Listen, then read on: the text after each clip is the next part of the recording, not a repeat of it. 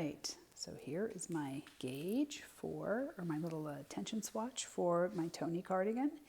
And I already know it's a much bigger gauge than what is called for.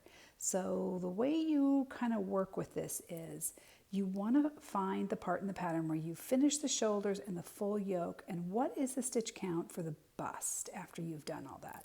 For us, for the Toni cardigan, it is on page 13, and what we're looking for is where it says body.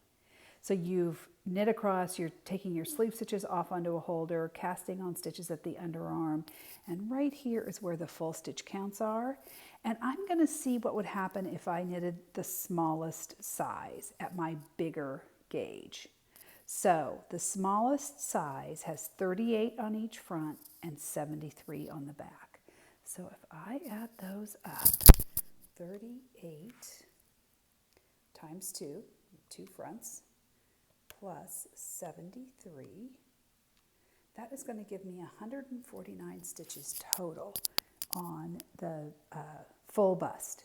So if I divide that by my gauge of 3.3, divided by 3.3, that means that my bust would measure about 45 inches if I knitted the size small with my gauge of 3.3 stitches to the inch. And that's actually fine for me. It's a size, if you look at the schematic, it's the size that's in between the large and the 1X, but I do want this to be kind of a jacket, and so I think that's fine. If I decide I want to make it a little smaller than that, when we get to the part where you're filling out the worksheet, you can add fewer stitches to the body at that point.